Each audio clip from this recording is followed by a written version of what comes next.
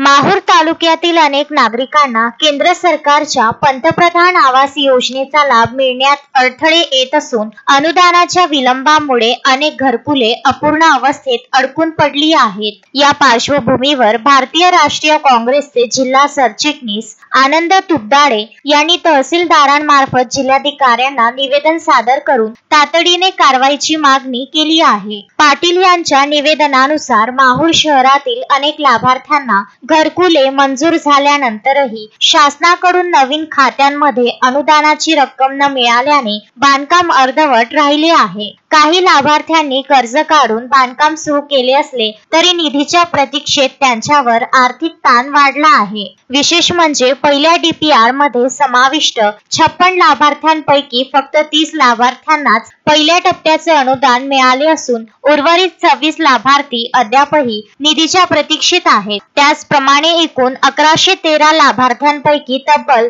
902 लाभार्थ्यांचे घरकुल बांधकाम पूर्ण झाले असतानाही त्यांना निधी न मिळाल्यामुळे मोठ्या आर्थिक नुकसानाला सामोरे जावे लागत आहे। आनंद तुपडाळे यांनी प्रशासनाकडे मागणी केली आहे की या सर्व लाभार्थ्यांच्या समस्या गांभीर्याने घेऊन त्यांचा अनुदान निधी तात्काळ मंजूर करण्यात यावा, जेणेकरून संबंधित लाभार्थ्यांना आपली अपूर्ण घरकुले पूर्ण करता येतील आणि आर्थिक संकटातून सुटका मिळेल। नमस्कार, मी आनंद गंगाधरराव पाटील तुपडाळे, जिल्हा सरचिटणीस काँग्रेस कमिटी नांदेड।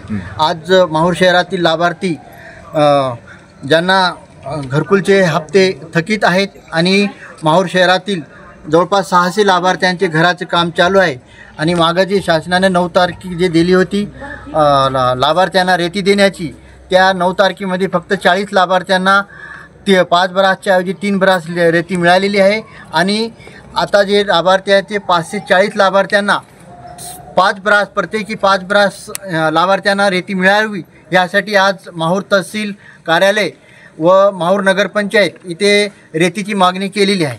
3 म्हणजे 1.5 ब्रासची 5,000 रुपये घेतले ना, तर प्रत्येक 40 लाभार्थ्यांना जे 1.5 ब्रास सुरुवातीला जे रेती दिली त्या वाळूचे प्रत्येक लाभार्थ्याकडून 5,000 रुपये सुद्धा माहूर तहसीलमधील तहसील कार्यालयातील तलाठी यांनी घेतलेले आहे।